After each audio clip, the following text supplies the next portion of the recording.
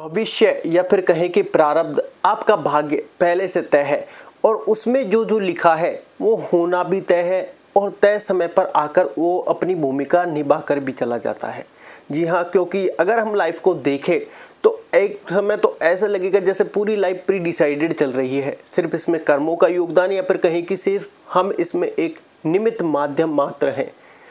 लेकिन हमको बहुत सी बार अहंकार ऐसा हो जाता है, लेकिन हम यहाँ पर सिर्फ निमित्त माध्यम है। जो जो इंसिडेंट हमारे साथ होने हैं उसी की रूपरेखा के तहत हम आगे बढ़ रहे होते हैं। जो हमारे साथ भाग्य में या फिर कहें कि भविष्य में पहले से निर्धारित है वो होकर रहना है, वो टाले नहीं टल सकता। वो ऐसा कहा जाता है, तुलसी सोई भरोसे राम के, होनी अनहोनी नहीं हो सकती और अनहोनी है जो तो होने से रही। तो हम सब लोग जो भविष्य की चिंता को लेकर बैठे हैं, अगर हमारी लाइफ में जो कुछ भी अच्छा है, अगर भविष्य में जो कुछ भी अच्छा है वो हमारी लाइफ में आना है, लेकिन वो एक तय समय के अनुसार आएगा। जैसे हमने आपको पहले कुंडली के बारे में बताया था, कुंडली के में क्या क्या था, आपके साथ विश्लेषण क्या था, ऐसे ही कुछ और मल्टीपल एग्जाम्पल्स हैं और कुछ 2-3 ऐसे एग्जाम्पल है जो कहीं कि हमें बताए गए और वो होना भी तय है और कहीं कि वो अपनी भूमिका निभा भी रहे हैं।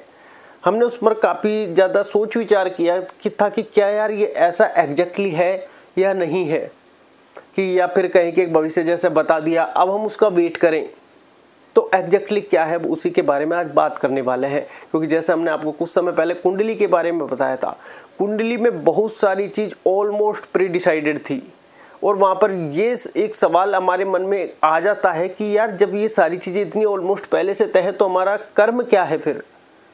बस हमें यही समझ में नहीं आता।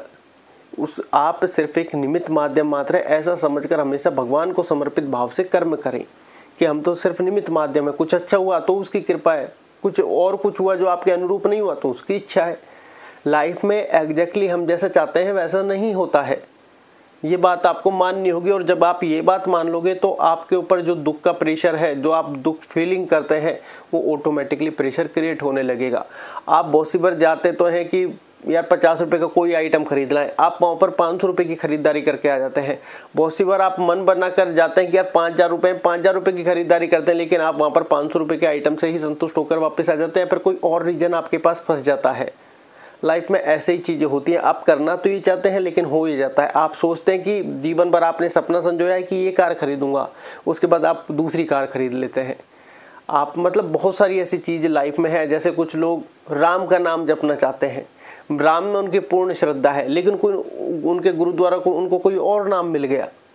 लाइफ में ऐसे बहुत सारी चीज़ें होती हैं जो वो नहीं चाहता कि यार ऐसा हो, लेकिन वैसा हो जाता है। लेकिन हमें चीज़ें स्वीकार करने भी आनी चाहिए। जितनी आप चीज़ें स्वीकार करना सीखोगे उतनी आपकी लाइफ ईजी होने लग जाएगी, उतनी आपकी लाइफ हल्की होने लग जाएगी। और लाइफ जितनी हल्की होगी उड़ान उतनी ऊंची होगी। अब इसको एग्जैक्टली समझना कैसे है कि यार हमारी लाइफ में एग्जैक्टली रोल चल क्या रहा है। देखिए, जो भविष्य है जिसमें जो सब कुछ इंसिडेंट होना पहले से तय है वो होकर रहेंगे, क्योंकि जो प्रारब्ध भाग्य आपका एक बार लिख चुका है, जो निश्चित हो चुका है, वो निश्चित समय पर आकर अपनी तय भूमिका निभाएंगे।